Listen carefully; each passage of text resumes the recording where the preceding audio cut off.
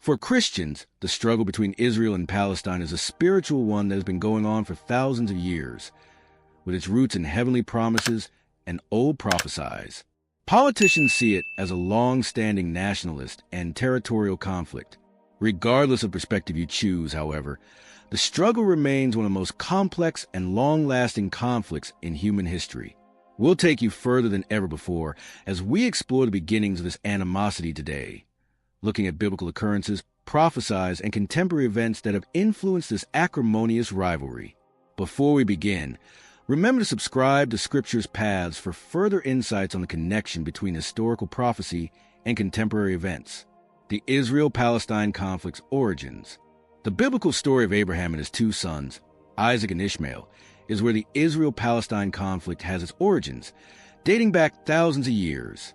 God promised Abraham's descendants the land of Canaan, and Abraham is revered as the patriarch of both Jews and Arabs, Genesis 12 verses 1-3. But where the division starts is in the tale of who would inherit this promise. Abraham had two sons, Isaac, born to his wife Sarah when they were elderly, and Ishmael, born to Hagar, an Egyptian slave. The Bible states that Isaac and his progeny would carry on God's promise, making Isaac the father of Jacob, whose offspring would later become the Israelites. The foundation of the Jewish claim to the country of Israel is a divine promise of land and blessing given to Isaac and his descendants, Genesis 17:1, 19-21. However, God also gave Ishmael a blessing.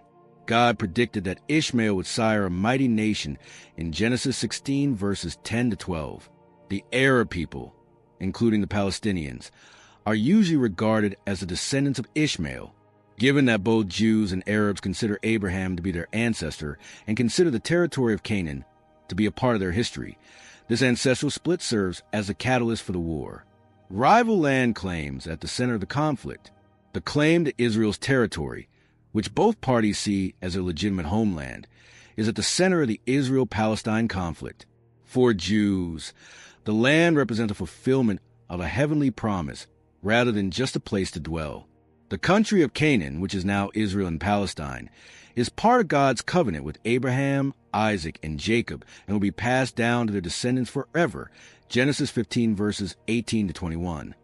Throughout the Old Testament, this promise is reiterated, especially in God's agreements with Moses and King David.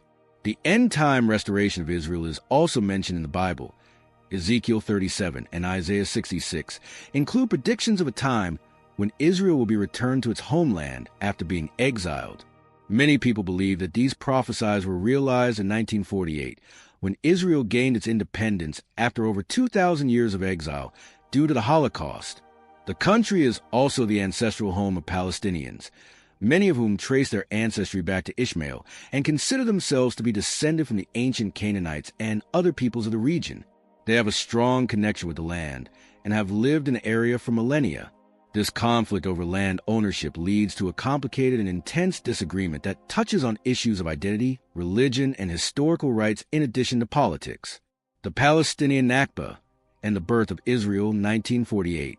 The creation of the State of Israel in 1948 is considered to be one of the most significant and contentious events in contemporary Middle Eastern history. The Jewish people celebrated this event because it represented the return of their country after centuries of exile and the fulfillment of old prophecies. However, this event marks the start of what Palestinians refer to as the Nakba, the disaster, a lasting loss and displacement. A thorough examination of the historical, political, and emotional factors that have influenced the Israel-Palestine conflict as it exists now is necessary to comprehend the significance of 1948. We must first comprehend the circumstances that gave rise to the State of Israel in order to fully appreciate 1948, with the emergence of the Zionist movement, which Theodor Herzl established in 1897. The contemporary struggle between Jews and Arabs in Palestine started to take form in the late 19th century. In reaction to centuries of persecution, including pogroms in Russia and Eastern Europe, Zionism promoted the creation of a Jewish homeland. Under Ottoman rule at the time, Palestine was inhabited mostly by Arab Muslims, with lesser populations of Christians and Jews.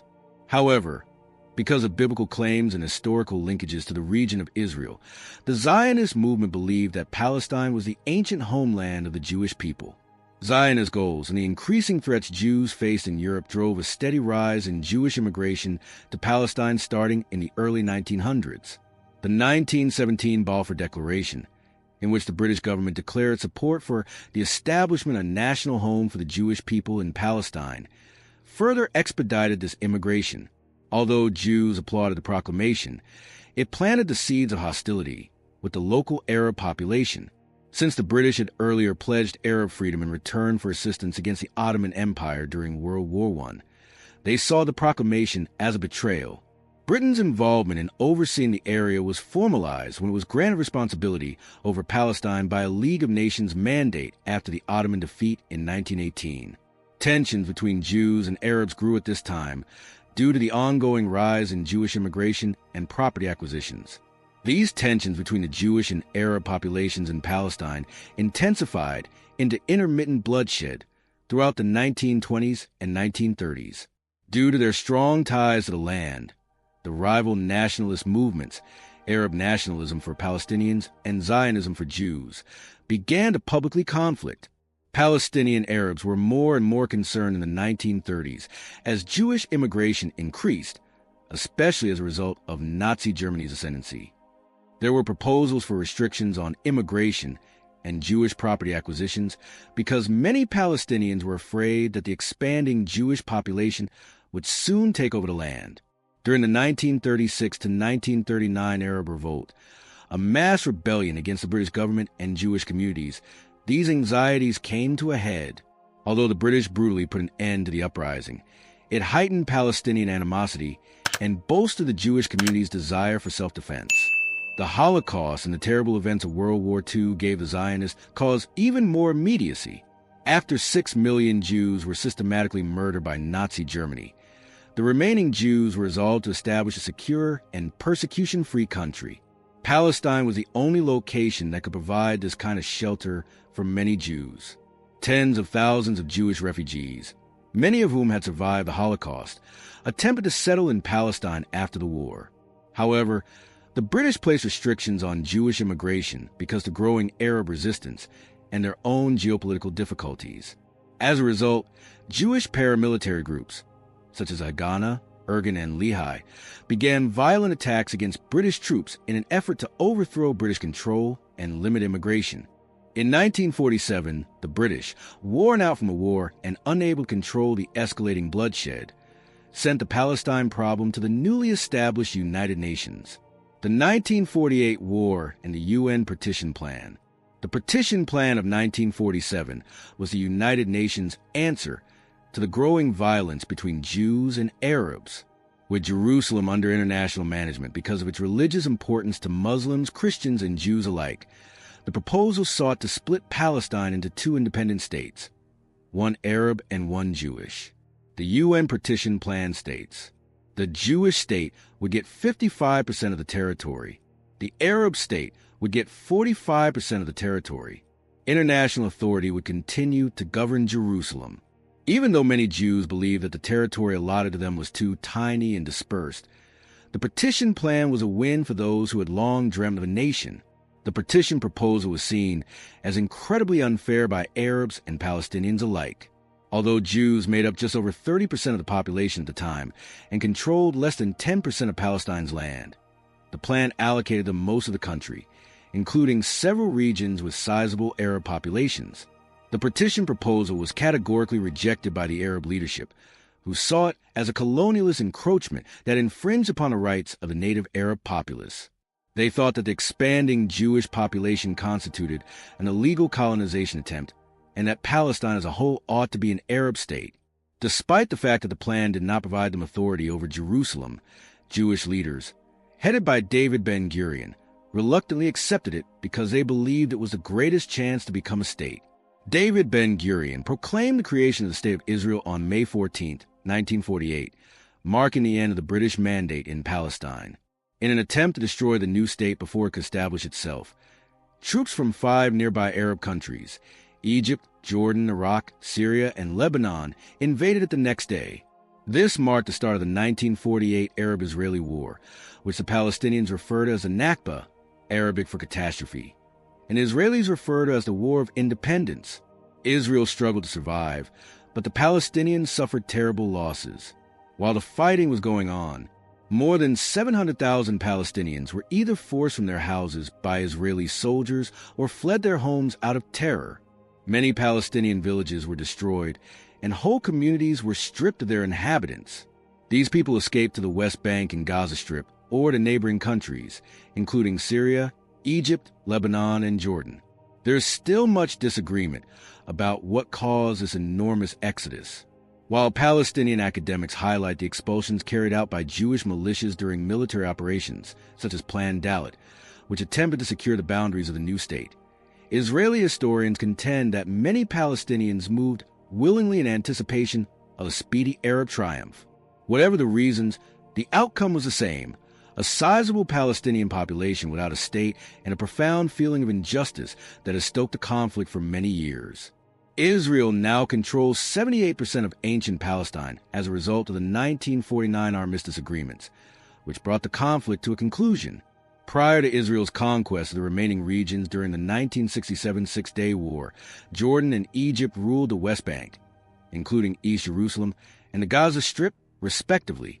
For Palestinians, the Nakba was a defining trauma. For Palestinians, the Nakba is more than simply a historical occurrence. It is a pain that defines their national identity. With millions of Palestinians living in refugee camps in surrounding Arab nations, the West Bank, and Gaza, or dispersed around the world, the 1948 exodus sparked a Palestinian refugee problem that continues to this day. One of the fundamental concerns of the Israel-Palestine conflict is the right of return, which calls for Palestinian refugees and their descendants to be permitted to return to the homes they were forced to leave or flee in 1948. 1948 is seen by Palestinians as a year when their country was lost, their civilization was destroyed, and they became stateless. Nakba Day is observed annually on May 15th by Palestinians, who lament the loss of their land and call for their rights to be recognized. Deep animosity stems from the Nakba's memories, which also feeds a yearning for statehood, justice, and reparations. 1948's legacy. The current Israel-Palestine conflict was sparked by the events of 1948. Two conflicting national narratives were produced by the creation of Israel and the expulsion of the Palestinian people. One a disaster and dispossession for Palestinians, and one a victory and restoration for the Jews. Both peoples' collective identities have been fashioned by these conflicting historical recollections, which have also made the road to peace very challenging. For Israelis, the 1948 war represents a realization of a 2,000-year-old desire to return to their ancestral homeland and establish a sovereign state, whereas the Nakba continues to be at the core of the Palestinian demand for self-determination, justice, and the right of return.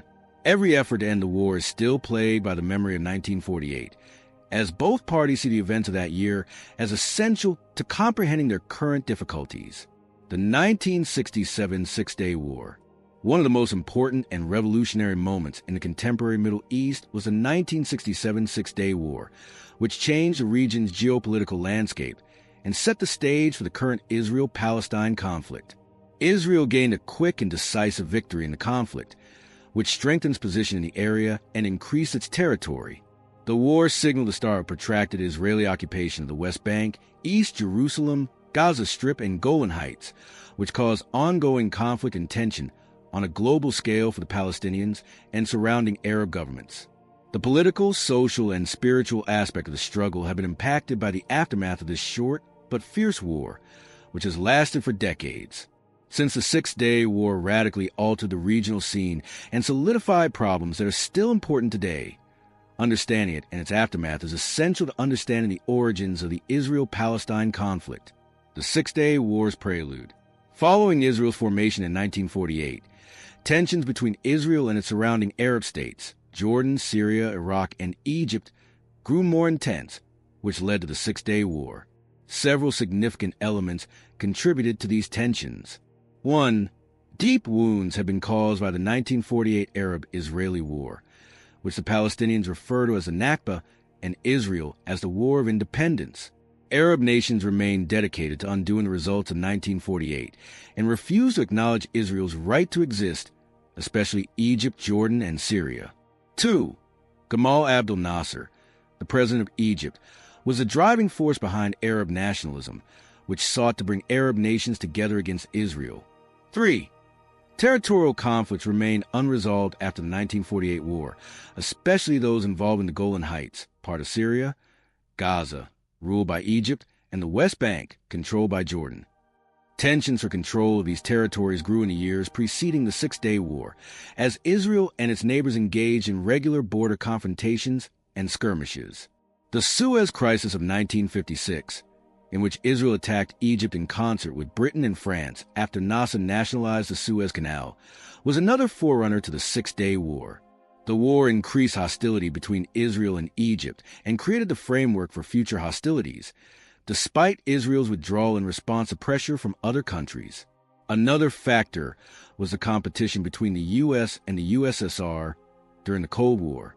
While Israel, despite receiving worldwide weaponry and economic backing from many nations, grew closer to the United States and Western powers, the Soviet Union backed the Arab states, especially Egypt and Syria. The war's breakout. By essentially blocking Israel's port of Eilat and denying Israel essential maritime access to the Red Sea, Nasser intensified the war in May 1967 by prohibiting Israeli commerce through the Straits of Tiran. International attempts to mediate the issue failed since Israel saw this as an act of war. Israel felt encircled and defenseless as a result of the military deployment of Arab armies around its borders and the growing threats from its neighbors, Egypt, Syria, Jordan, and Iraq. The Six-Day War began when Israel launched a preemptive assault on Egypt on June 5, 1967. The operation was spearheaded by Israel's Air Force, which launched Operation Focus, a well-thought-out surprise strike that destroyed much of Egypt's Air Force while it was still on the ground. This guaranteed Israel's air supremacy throughout the war and decimated Egypt's military. Israel battled Egypt, Jordan, and Syria on many fronts throughout the course of the next 6 days, winning spectacular wins.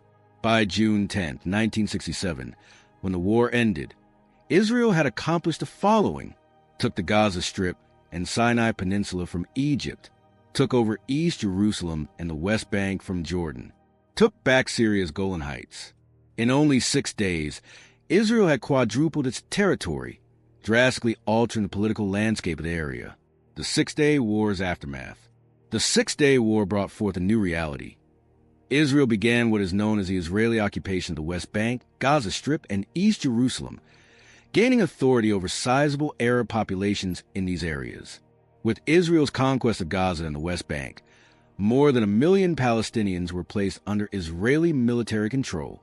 Since the Palestinians in these areas want independence and the creation of a Palestinian state, this occupation has been one of the most divisive topics in the Israel-Palestine conflict. International concern about the occupation is still very much present, especially in light of the growth of Israeli settlements in the West Bank. Perhaps Israel's greatest iconic success was the conquest of East Jerusalem and its subsequent merger with West Jerusalem. For the first time in over 2,000 years, Israel took possession of the Western Wall, the holiest place in Judaism. The Dome of the Rock and the Al-Aqsa Mosque, two of the holiest places in Islam, are located in East Jerusalem. Hence, their loss was a significant setback for Palestinians and the Arab world at large. Israel has maintained its strategic military advantage since capturing the Golan Heights from Syria, which serves as a barrier against any northern invasions. The Golan is a major source of conflict in Israeli-Syrian ties. Nevertheless, since the Syrian government still demands its return, the Palestinian refugee situation was made worse by the fighting. In addition to the already sizable number of refugees generated by the 1948 Nakba, hundreds of thousands of Palestinians fled or were displaced from the newly conquered lands. The fact that these displaced Palestinians have never been permitted to return has fueled animosity and made peace attempts much more difficult. The spiritual aspect, the conflict and biblical prophecy, the covenant that God established with Abraham and therefore with his descendants, is at the core of the spiritual perspective on the Israel-Palestine conflict. The country of Canaan, which God promised Abraham's descendants as an enduring inheritance, is the subject of this covenant in addition to the people of Israel. God makes Abraham a promise in Genesis 12, verses 1 to 3. Go from your country, your people, and your father's household to the land I will show you. I will make you into a great nation, and I will bless you. I will make your name great, and you will be a blessing. To your offspring I will give this land. In Genesis 15, verses 18 to 21, God reiterates this divine promise of land and establishes its borders, which reach from the Nile to the Euphrates. Through Isaac, Abraham's descendants received it as an everlasting possession rather than a transient one, Genesis 17, verses 7 to 8. Since Jews consider themselves the heirs of this covenant, their claims to the country of Israel and Jerusalem are based on this promise. This covenant is still relevant and active for many Christians today. It holds that God's promises never expire, and that the Jewish people were given the country of Israel as part of his divine purpose.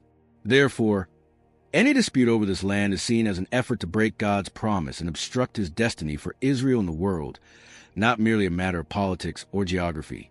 Israel's restoration prophecies. Numerous predictions about the Jewish people's dispersion, exile, and ultimate return to the land of Israel can be found throughout the Old Testament. Many Christians think that these prophecies started in the 20th century and foretell a time when Israel would be regathered from the nations and returned to their homeland. The book of Ezekiel contains one of the most important prophecies. The prophet sees a valley full of dried bones in Ezekiel 37, which stand in for the Israelites. In a metaphor for the people of Israel's revival after years of exile, God informs Ezekiel that these bones will be brought back to life. This is what the sovereign Lord says to these bones: I will make breath enter you, and you will come to life. I will put breath in you, and you will come to life. Then you will know that I am the Lord. Ezekiel 37, verses 5 to 6. God says later in the chapter, I will take the Israelites out of the nations where they have gone. I will gather them from all around and bring them back into their own land. Ezekiel 37, verse 21, emphasis added. The establishment of the contemporary state of Israel in 1948 is seen by many Christians as a clear fulfillment of this prophecy. As the Bible predicted, the Jewish people were returned to their historic country after being exiled for about 2,000 years when the Second Temple was destroyed in 70 AD. This was seen as a miraculous occurrence that marked the start of the end of the world time frame. Prophecies of Jerusalem. Jerusalem is a diamond in the crown of God's prophetic design. If Israel is at its core, Jerusalem has unmatched religious significance in Judaism, Christianity, and Islam, but prophesy particularly emphasizes the city's biblical significance. It is said that God will live with his people in Jerusalem, the city where he has established his name. God states in 2 Chronicles 6, verse 6, But now I have chosen Jerusalem for my name to be there, and I have chosen David to rule my people Israel. Jerusalem is portrayed as the center of God's action on earth throughout the Bible. Abraham almost offered Isaac as a sacrifice there, the location of David's kingdom, the location of Solomon's temple, which represented God's presence among his people.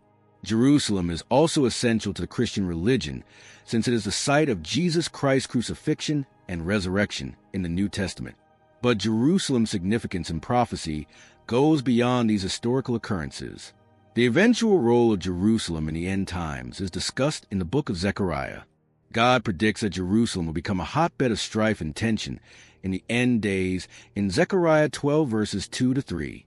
I am going to make Jerusalem a cup that sends all the surrounding peoples reeling.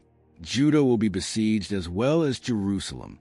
On that day, when all the nations of the earth are gathered against her, I will make Jerusalem an immovable rock for all the nations. All who try to move it will injure themselves. According to this prophecy, countries would eventually rebel against Israel and try to seize Jerusalem, but they will ultimately fail.